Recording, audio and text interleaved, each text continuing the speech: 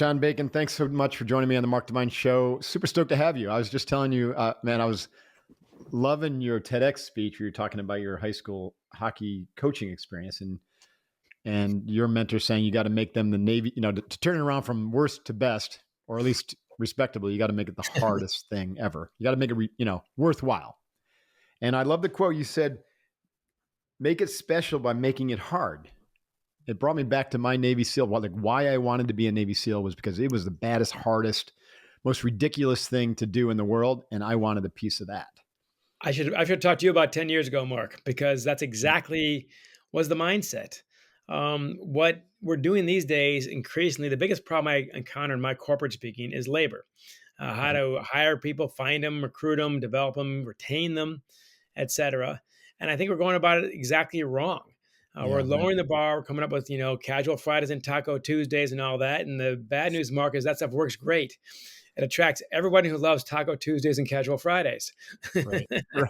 Well, it's our whole culture, right? So I wonder, you were, I want to get into the whole story, obviously, Sure. but we just started here. But, in 2000, it was still pre-iPhone, the internet was there, but it wasn't like ubiquitous like it is now. And so, especially in Ann Arbor, kids were, you got to shovel snow, a lot of kids are outside in the winter, they're still hard is still kind of understood.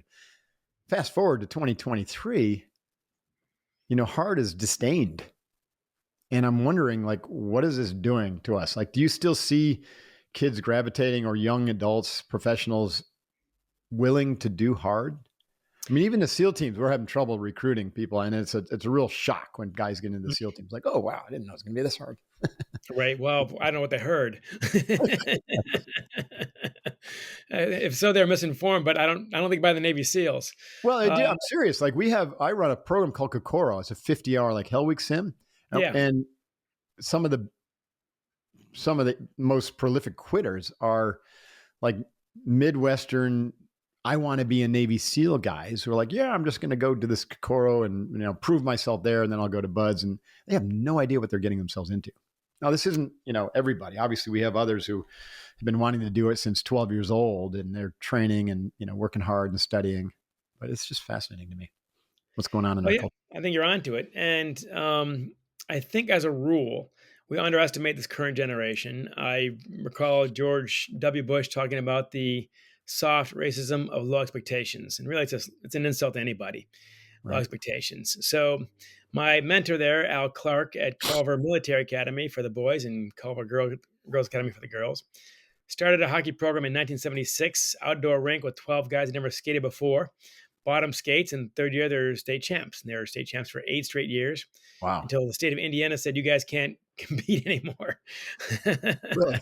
So in the B team, they kept on winning it. Then they were disallowed also. So anyway, he retired in 2016 with 1,017 wins, the most of any high school coach in America, 25 NHL draft picks, 9 NHL players, 6 Olympians. And again, Indiana is not known for any of this. And this guy's also the math department chairman. He's not cutting corners.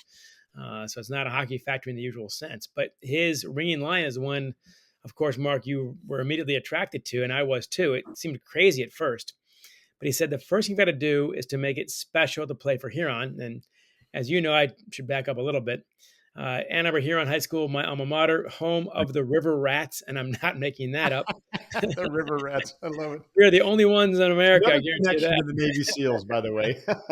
Yeah, see, there you go. That's what they called them in Vietnam, at least the boat guys. That's cool. But they said that with respect. We were not getting that. Roger that. We were 0, 22, and 3. And for you non-sports fans out there, the 0 is where the wins go. So 22 losses, 3 ties was the saving grace. On some website, we were ranked at dead last in America. Even teams from California, where you are, were ranked ahead of us. And look, we're not surfing out here, Mark. We have snow. We have ice. This is what we do. And so you said that in your TEDx talk. You were ranked out of everyone in the country, 20-something hundred. You were the last. 1,256 teams. We ranked 1,256, and that's kind of impressive. Mark, we didn't suck. We aspired to suck. That was the first step. Let's get to suck. You were on that team with your brother. You and your brother. I was on the previous team, 20 years earlier.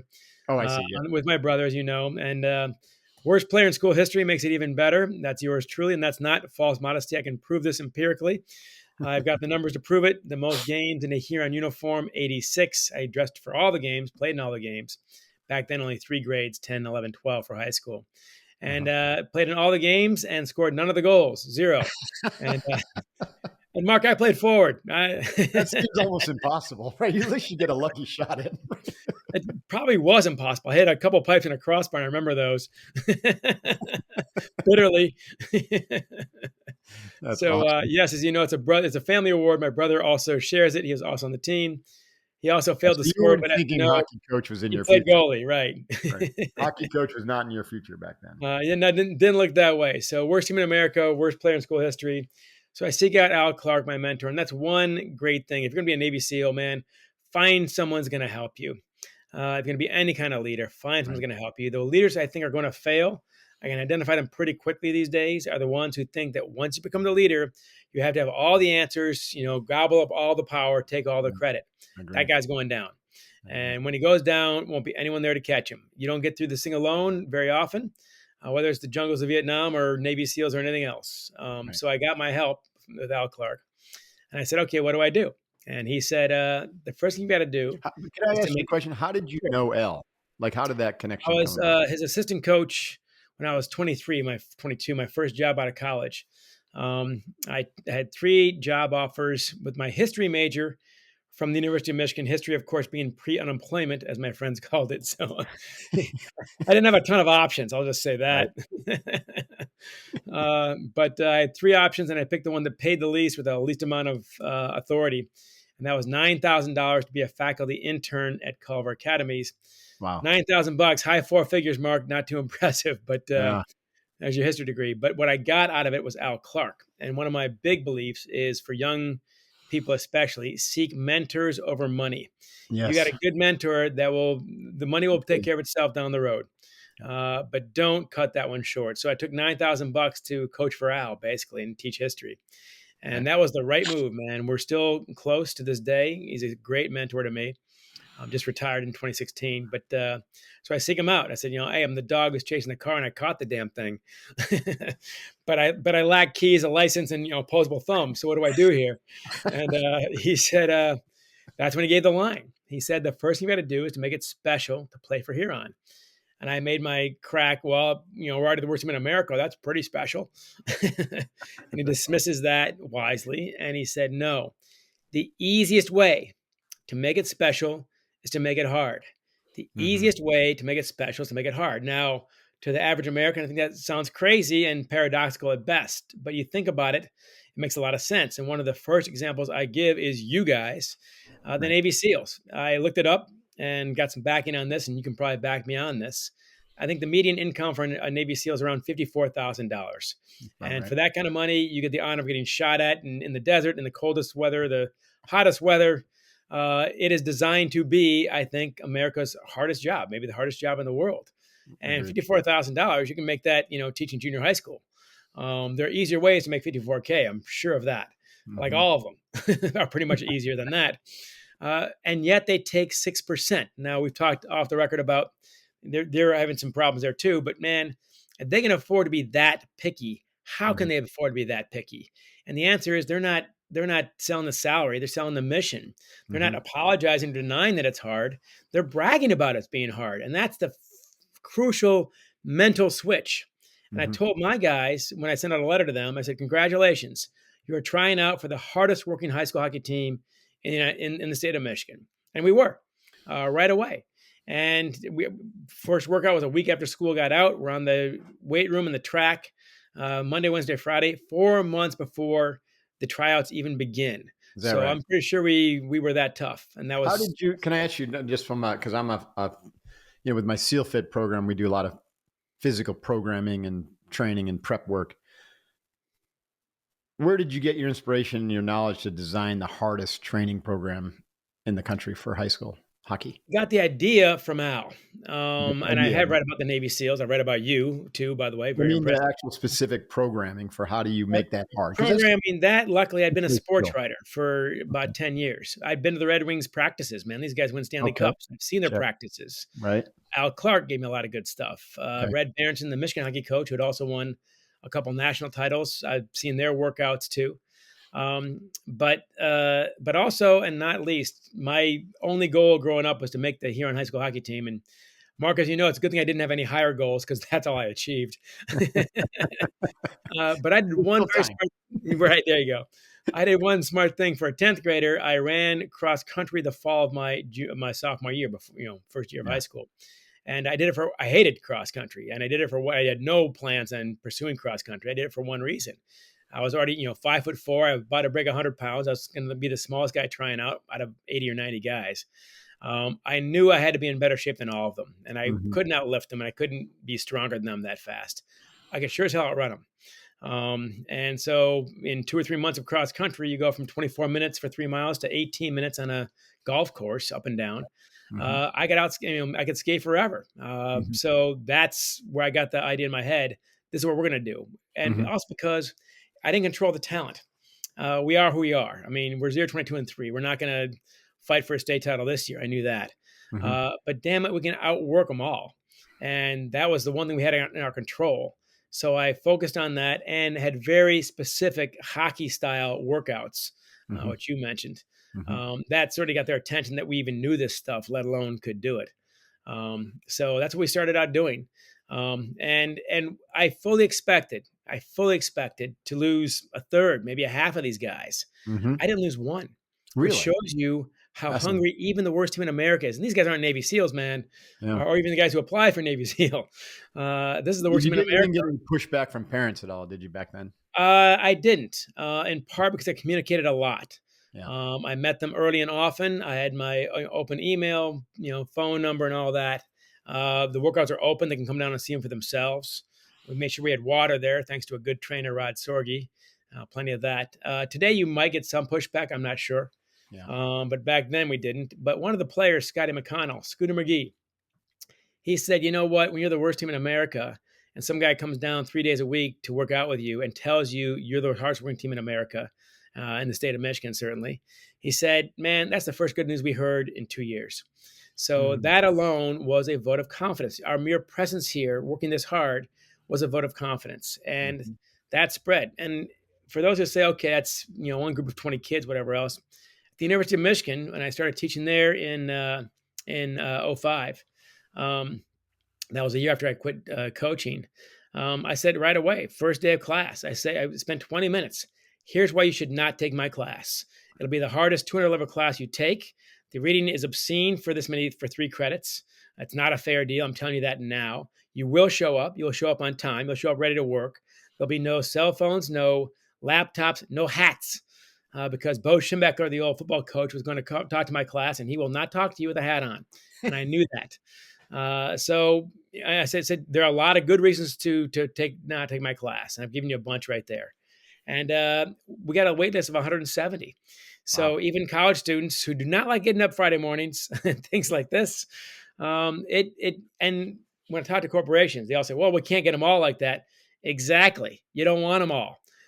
As my trainer said, Rod Sorgi, somebody has to work at McDonald's. They'll take anybody. Right. I don't want an organization that takes anyone. I want the Navy SEALs. I don't care how good we are yet. But damn it, attitude's got to be there right now, or else we have no chance whatsoever. So Right. incredibly, they not only kept coming, not one player quit. These are voluntary workouts by state law. I cannot make you come. They start telling their friends about it. Their lacrosse buddies and their basketball friends and their football pals. And they got so curious about our hard workouts, they wanted to come down to see it for themselves. And they asked me, can I bring my buddies? And I said, I don't know. I milked this one, Mark, for all it's worth. This is my chance because now we're getting an attitude, of Right. confidence. And I said, I don't know if they can come down or not because you guys have been at this for 2 months now. You brought your relay time from 15 minutes down to 12 minutes. That's incredible. You guys have all doubled your weightlifting basically. And these guys are starting out. I mean, I don't need these guys dying on my track because that will slow us down while we're sprinting. Right. Right. Jumping Exactly. over dead bodies. I was joking clearly, but Some of their friends came down and they survived, but they were all in the back of the pack. There's no way at that point my guys were going to let them get anywhere near it. So just like that, and Al predicted this. Al said, if they know just to make the team, they've got to do things that not everybody would be willing to do. With a little encouragement, they will begin enforcing the culture themselves. And now you've got a culture. Look, the Navy SEALs don't depend only on you, the guy running the Navy SEALs. The Navy SEALs enforce their own stuff. And a new guy will get corrected very quickly, as I understand it, in your culture by one of the a 1-year guy, 2-year guy. They can do it. And now you got a good thing going. And I'll shut up after this last one, I promise. But John Cooper was coaching the Lansing Catholic Central team when I was coaching in Ann Arbor, and Lansing's the capital of Michigan. And he had a great line. He said, bad teams, nobody leads. Good teams, leaders lead, coaches lead. Great teams, everybody leads. Yeah. And John Cooper is now the head coach of the Tampa Bay Lightning. He's won 2 Stanley Cups in a row and almost got his 3rd last year. So I guess our career paths diverged somewhere there, Mark, because I'm free this fall. That's such a great story. That's the whole point. And that's what the military is shockingly good at this. Yeah. Layers of leadership at all levels. Yeah. But there's a subtle difference between leaders at all levels and everybody leads. So the SEALs do that last part really well, right? Everyone's expected to be a leader and a follower, and to know when to step out of the way and let someone else lead. And that takes, it's a real attitude, right? It's not the structure. It's not the rank. It's really about everyone, rowing together, to use a different metaphor, and putting the mission and their teammates before themselves. That's extraordinary. Couldn't have said it better. And Mark, I should have talked to you a year ago, and I would have quoted you in my book.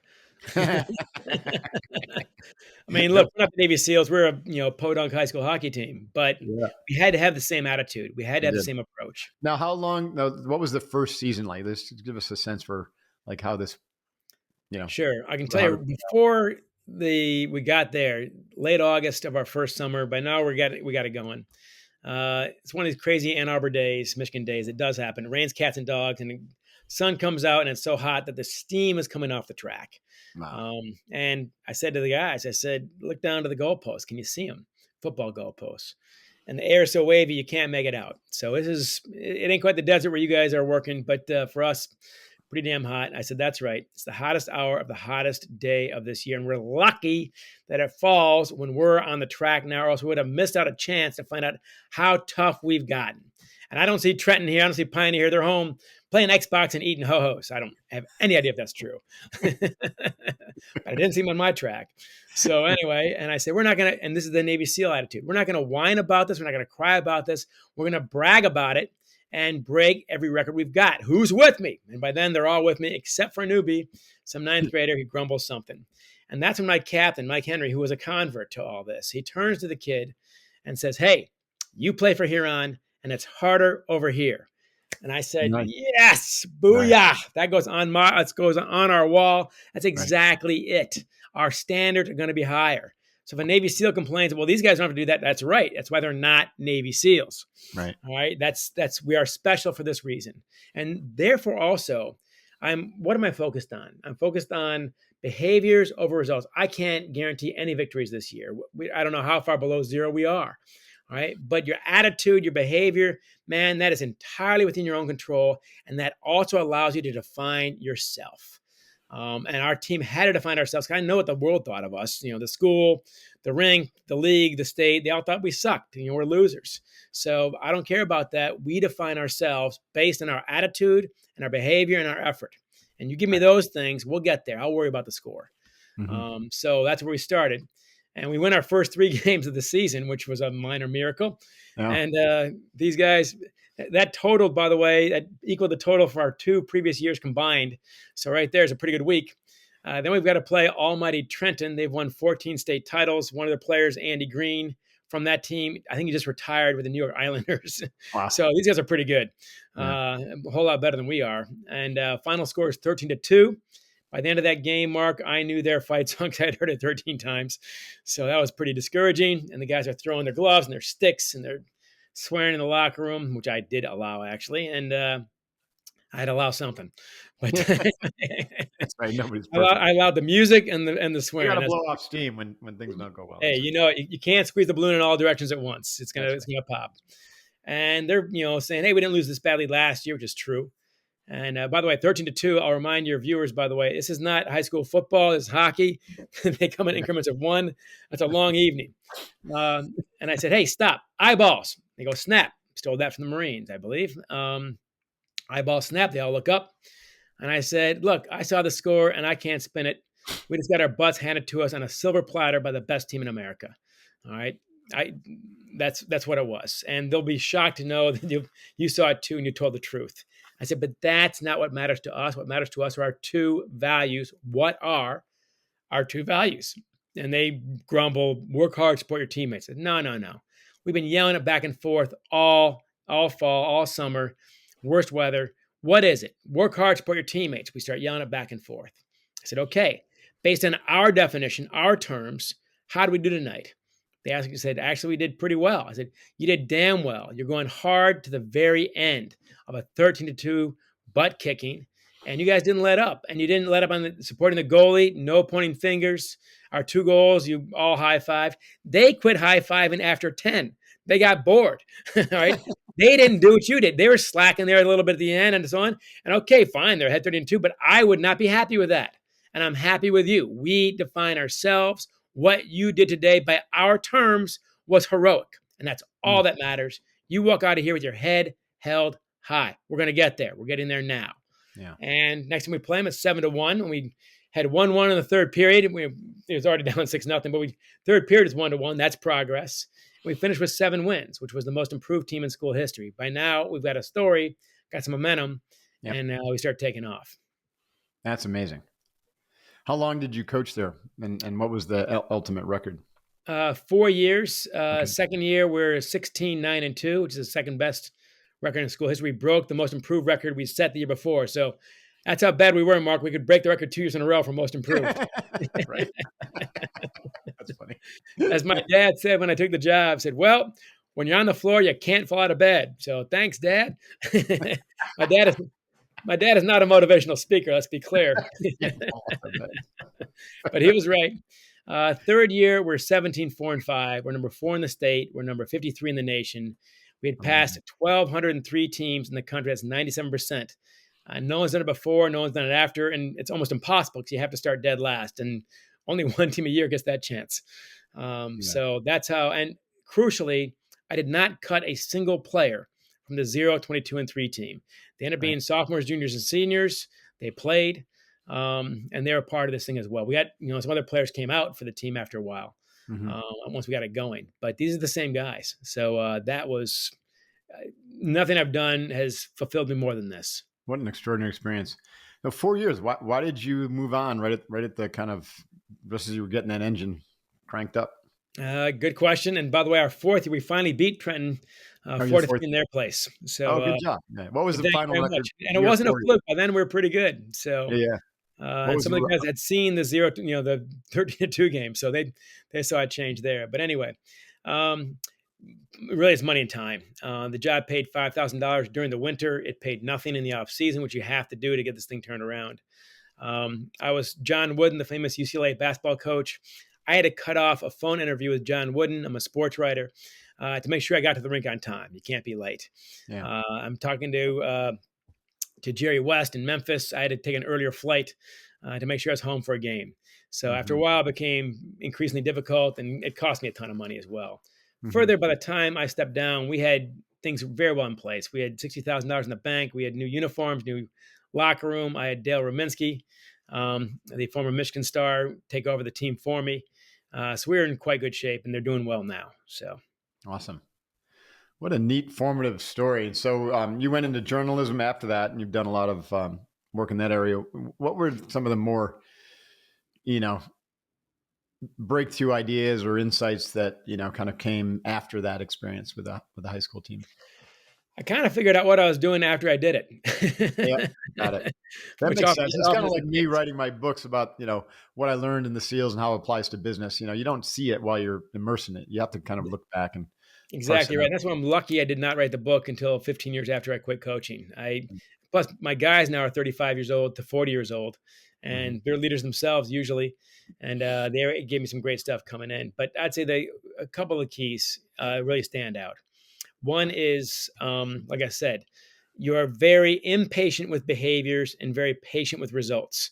If your attitude is good and you're doing all the things I'm telling you to do and our processes are correct, then if you follow those, you will get there and worry less about the results and more about the process. It's like trying to lose weight, which I've done three or four times in my Oprah-esque weight fluctuations. So the scale is important and I monitor that and so on. But look, some days you're doing everything right and you gain 2 pounds.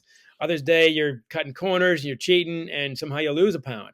Well, what do you focus on, the scale or your behaviors? I mean, I've coached baseball also. You probably played some yourself.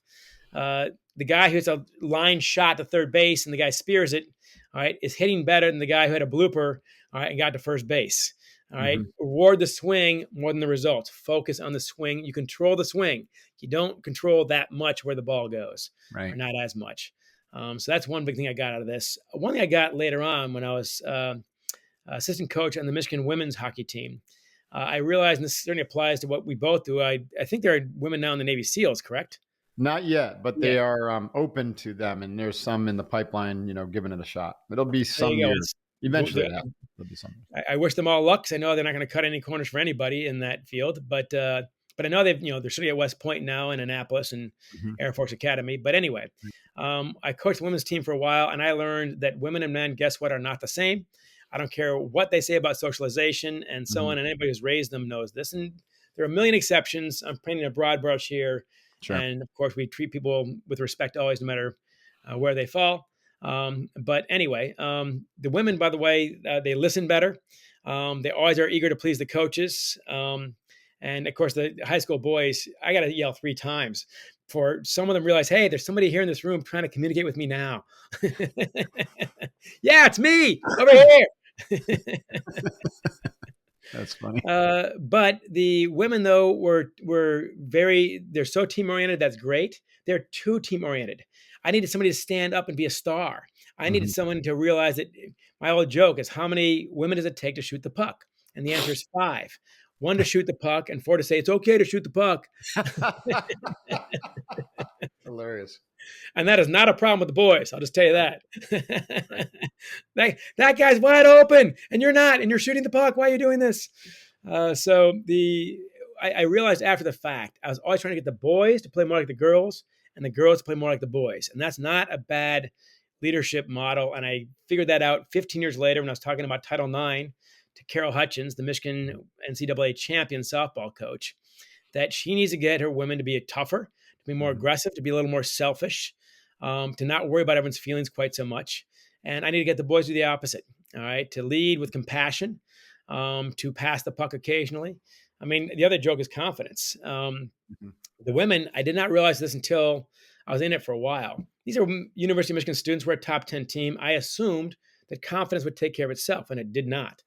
So I had to constantly pump them up individually and as a team. And the boys, of course, the old joke there, the women, you're twice as good as you think you are. The boys, you're not half as good as you think you are. I love you and I believe in you, but let's not ratchet this down a little bit here. And I mean, kid comes into my locker room, in the coach's room, and says, Coach, why am I playing on the 3rd line? Because I like you. That's why you're playing on the 3rd line. You should be on the 4th line. Don't ask twice. That's funny. So anybody in leadership should be aware of that. That's something I learned after the fact also. Let's pin this for a second. In corporate work, I know you probably do work with corporations, right, with your speaking and whatnot. How does this translate into the corporate world? I mean, how do we get corporate male leaders to be more like female leaders and vice versa? What's the dialogue around that? Great question. And I think these days we're too scared to do 2 things that we certainly did full blast at Huron. And keep in mind, I mean, I made a million mistakes and they're in the book. Yep. There was no perfection here. Some hard days and some dumb mistakes. But anyway, first thing is we already talked about, and that's don't lower the bar. Don't be afraid to keep the bar high. Right? Yeah. You won't get them all, but you get the ones you want. I mean, look, Harvard Law School. Why are the applications through the roof? Because it's so hard to get into. Right? They take 4 or 5%. Johns Hopkins Medical School, etc. Whatever's hard attracts the right people. Navy SEALs attract the right people, I think. Mm-hmm. So don't be afraid to do that. And right now, people are terrified of not having enough applicants because they're going to do that. Well, you get the wrong ones. So raise the bar high. The second thing, the ones who are willing to do that are often not willing to let go of control. They're tough enough. They wanted to try it the dictator way, command and control. And we, even in the Navy SEALs, that only gets you so far. I've been very impressed. The more I've learned about the military and been on the USS Teddy Roosevelt and some other things like that, how much they defer to people underneath them. And that, I mean, even MacArthur said, don't tell them how to get there. Tell them where they need to go. They'll figure out better ways than you would. That's MacArthur. I mean, he's no softy, obviously. Right. So on that one, the let them lead side of things, you have to, I mean, how do you learn how to drive a car? I drive, you watch. You drive, I watch. What's the third step? I have to give you the damn keys. Mm-hmm. And that, my kid's only 7, so I'm not there yet. But man, that's got to be scary. When I hopped on the USS Teddy Roosevelt, one of the 6, I believe, biggest aircraft carriers around, the admiral said, you're going to get on it first and be so impressed by all the technology, how it all works and all this stuff. You're going to leave being impressed by the 19 and 20-year-olds who actually run a 3,000-person ship. Yeah. And that's exactly right. And if they can do that, then we can do that also. So don't be afraid to give control. They're going to screw up sometimes. So why is it scary? My kids learn how to ride a bike. All right. I ride it, show him. He rides it. I hold the seat. Third step. That one's hard. Letting go of the damn seat. And why is it hard? Because he's not going to, because he's going to bike away and everything's going to be great. No. He's bound to wipe out. He's going to hit the picket fence or the tree or the street. He's got to, cry, rub his knee, and get up and do it again. So that second step. Are there any tactics that you've discovered that can help women be more aggressive and men and self-determinate and men be more compassionate in business? Great question. One I've never gotten, by the way, Mark. That's pretty good. So I'm thinking out loud here. I'd say the first thing for them to be more aggressive, for women or anyone else who's shy or reserved or introvert, to raise their hand, to let them know that, look, I'm not judging you on goals and assists. All right. If you shoot the puck and shoot wide, I will not get mad. All right. So let them know that the effort is what I'm looking for, and we'll work on the technique over time. But if you're not willing to try, it's not going to work. So let the bar be very low as far as the results go. All right. We'll get there. Just meet them where they are. As far as the boys and being compassionate, what I found there is layers of leadership work great. And our joke on our team, look, leading by example. If you don't do that, they're not going to follow you. They shouldn't follow you. You're a hypocrite at that point. But that is not nearly enough. And we had a joke on our team. We've got a name for those who lead by example. They're called sophomores. Because all that means is you can know your job. You can do your job. Congratulations. You get a jersey. You get a stall with your name on it. You get a place in my bus. All right, but that's all you get. All right. Your junior year, know your job, do your job, know everyone else's job too. That's where compassion starts. And your senior year, know your job, do your job, know everyone else's job too, and help them do their jobs better. One of my lines also was, look, it's my program, but seniors, it's your team. You will determine how far we go this year. You more than anyone else out here, more than me by far. So when they know it's their team and they've been there before. I also stole an idea from the Japanese called Senpai Kohai. So when I was doing a story for ESPN magazine on Japanese hockey, Senpai Kohai means basically mentor and protege. And you guys do a great job of that in the military. We made it official. Here in hockey, every upperclassman had an underclassman, a sophomore or a freshman, to pair up with. Team dinners, places on the bus, a few away games, you'd share a hotel room together and so on. So you got to know younger guys on the team. We had to break down those barriers. It couldn't all just be, I'm a senior, screw you. I also, by the way, even how we sat in the locker room, I spent a lot of time modeling it out to make sure I got it right, where I had no one of the same class sitting together. I had seniors sitting next to freshmen. I had sophomores next to juniors. I had my 4 compass points, my 4 best leaders, sat in the 4 different walls of the locker room. I needed to spread that out because we have to get to know each other. If you don't know each other, you're not going to care about each other. So we had to break that down. Wow, that's fascinating. Senpai Kohai? Yep. You can find that in the, hopefully you got the book. And if you don't, I'll send you one. But that's in the back of the book. And every Japanese company does this. Toyota, Sony, Mitsubishi, you name it. They all do it this way. They take it too far, frankly. On a hockey team in Japan, the younger guy, the Kohai, will have to go into the corner, get the puck, while the senpai, the older guy, just waits in front of the net for the puck. You can't do that. Hockey's a fast game. The guy closest to the puck has got to get the damn puck. Right. That's a great principle, though. I love that. What do you do when someone either has a bad attitude or suddenly, loses the bubble and turns out to be the negative Nilly, even if they got great skills? Don't be blinded by skills. That's the first big. I mean, we know this from grade school. Teacher's pet, basically. And every coach has a favorite. At least a lot of them do, and it's utterly demoralizing. So don't play favorites based on skill. That's one thing. That's how you develop a bad attitude in your people, by letting skill blind you to their behaviors. Behaviors are all I judge. We work on skills, but I judge you on behaviors. That's it, because we control that. Any goalie can have a bad night. I won't get mad at you as long as you're working hard. But as far as that goes, the favorite stuff, Al Clark, man, my mentor at Culver Academies. We had the bus left at 10 o'clock in the morning, no matter what, if we're on a away weekend, whatever else. We had an NHL draft pick, Montreal Canadiens, great defenseman, great guy. And he's about 2 or 3 minutes late, and the bus is rolling away. And he's banging on the side of the bus. And we're driving 10 hours to Buffalo for a big tournament with NHL scouts, college scouts. This is a big deal. You don't want to miss this trip. And we need him. I mean, let's not kid ourselves. He's the best guy out there. And all the players are saying, Coach, Tony's banging on the outside of the bus. And Al's very taciturn, not like me, obviously. And he says, and I quote, and I'll never forget it, he goes, keyword, outside. He's on the wrong side of the bus. Wow, that sends a And message. we went. We left. He's in the parking lot. And they won the tournament anyway because everyone raised their game, because they're inspired by the fact that behaviors actually matter. If you play favorites, you demotivate the favorite because now he thinks, I can do whatever I want and you'll hold the bus for me. And you demotivate everyone else. They know I can do everything right and you will not give me his job. So don't play favorites is one thing you have to be careful of there. As far as the attitudes go, man, constant communication. I demanded, insisted every day after practice, the 3 or 4 captains we had to come into the coach's room and talk to me about how it's going. Who's in a good mood, who's in a bad mood, who's working hard, who isn't. I want to hear it every day, every single day. Seniors, at least once a week. And anybody at any time could come into my office, except for practice time, all right, and talk about whatever. So communication is the big thing. And when the attitude gets out of, man, nip that in the bud. If you get a fire when it's small, a cup of water will do it. And if you let a crappy attitude, all right, start to grow, man, it's a bonfire. Now everyone else who's not playing enough or thinks the coach is out to get them, they start catching it. Now you got a cancer. You can't have that. So you got to nip it early and often. If it costs you a game, it costs you a game. If it costs you a client, it costs you a client.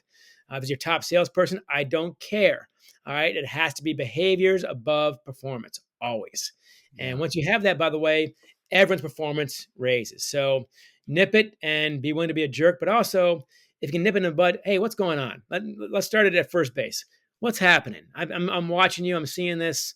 What am I missing? Is it a girlfriend? Is it school? Is a grandparent sick? What's going on? And oftentimes I can tell you, and when you're compassionate that way, you'll get more out of them the next day. Also, when they bring a problem to you, you better stop and listen. That's not like some distraction from your job. That's your job. If I talk to you then, all right, then you owe me 3 days later. So right. That matters. At what point do you cut bait? Have you had to fire anyone? I did. Yeah, I did. 2 best reasons to fire anybody: disloyalty and dishonesty.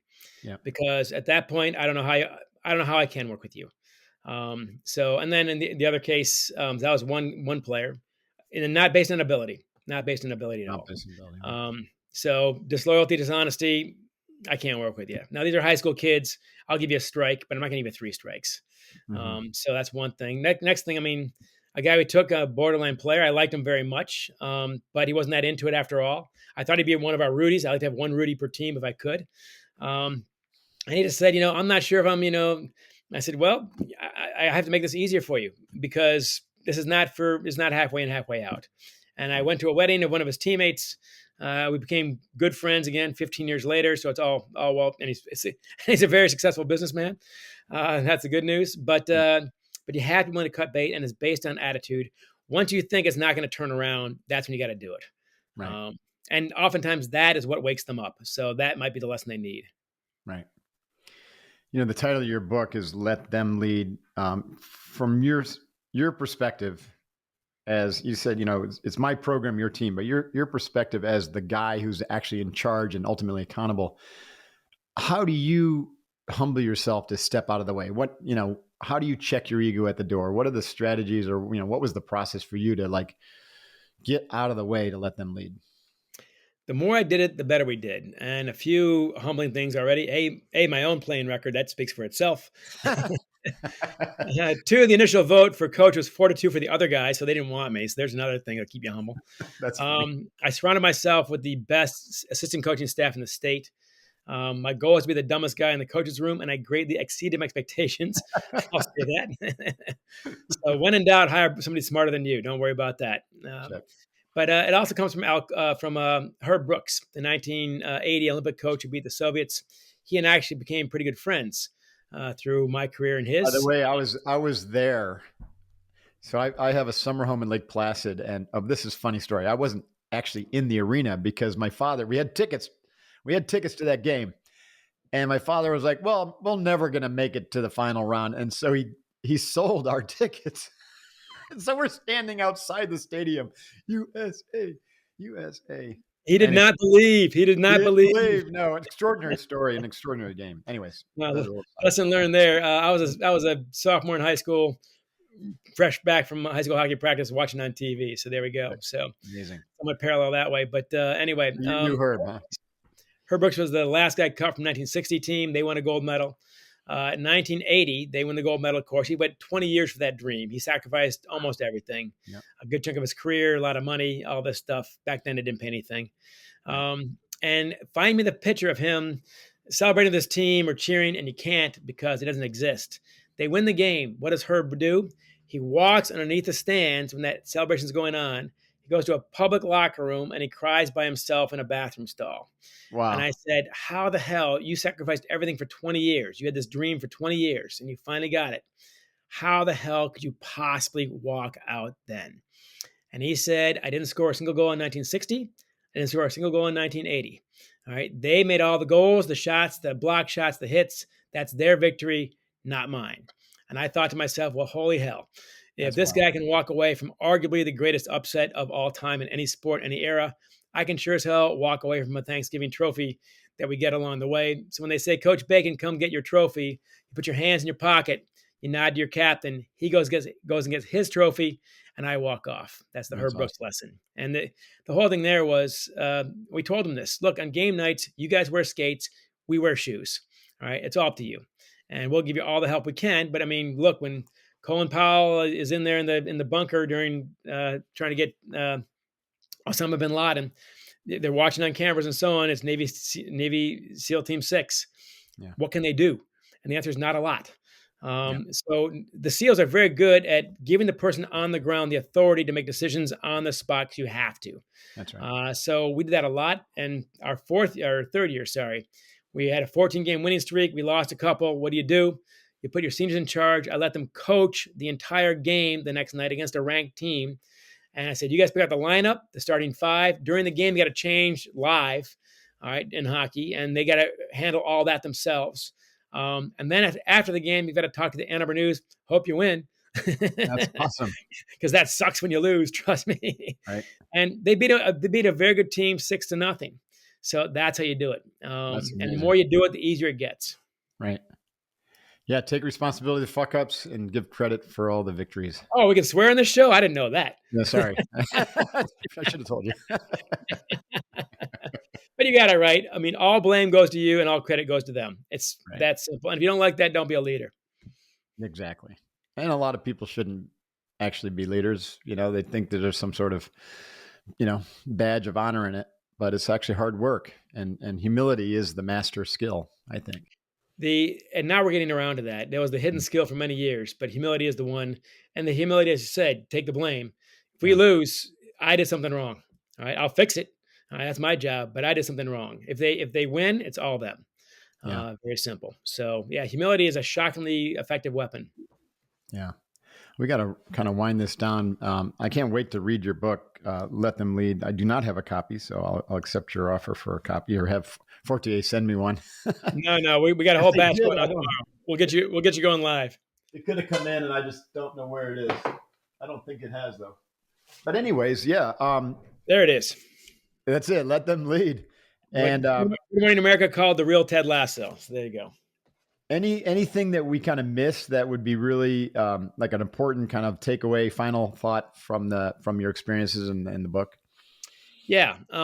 Since then, in my speeches in Vancouver about 10, 12 years ago, I said this out of nowhere. I don't know why I did, but I'm glad I did. I asked my audience, who was your favorite teacher? And it turns out everybody in the world, I've asked this about 100 times since, across North America, in Mexico, in South America, in English, Espanol, and Portuguese.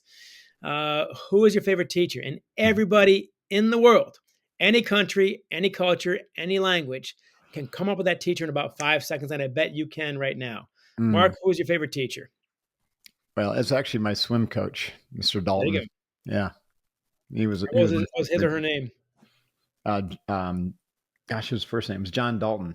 John Dalton. There we go. On the spot, and you still came through. And was John Dalton easy? No, he was not easy. By the way, everyone says it, and everyone says it like that. No. Not easy, but he was fair and kind. But fair. Did he care about you? He cared. He was kind and he was fair, and he was not easy though. Yeah, that's it. That's the whole thing. Didn't want to let him down. Didn't want to let him down. That's when you really got it going. When it's not me yelling and screaming and trying to enforce rules and so on. When I can give you just a look, and that's enough. Because you don't want to let me down, and I don't want to let you down. Very simple. And look, everybody in the world comes up with this. You did, John Dalton, like that. Very good. What they do, I care about you so much that I'm not going to lower the bar. That's what they do. It's two things. I got to care about you 100%, and I got to push you 100%. And I can only push you as much as I care about you. Otherwise, you tune me out. So everything else is details. Al Clark says 10 words a day. We have very different personalities. His pregame speech was, "Wow, this would be a good one to win." It's like, what? Well, the work is already done. If you need the pregame speech, then it's probably too late. The hay's in the barn, as they say, right? But there you go. All it is, what is leadership? It's your favorite teacher. Be your favorite teacher. And you know what that feels like. That's awesome. John, thanks so much. The book is out in the marketplace. Yep. Let them lead. What about social media, website, that kind of stuff? Sure. I'm on Twitter, John U. Bacon, Facebook, John U. Bacon, LinkedIn, John U. Bacon, and also I've got a podcast at letthemleadbybacon.com. That's letthemleadbybacon.com. And awesome. Mark doesn't know it yet, but he's going to be on it. I would be honored to be on that podcast. This has been a great conversation. I love the work you've done. God, you just got a great attitude, John, and I really appreciate you being here. So thank you very much. You're very kind. Thank you. This has been a treat, and I want to get more out of you next time. Yeah, hoo-yah. We'll see you soon. Hoo-yah.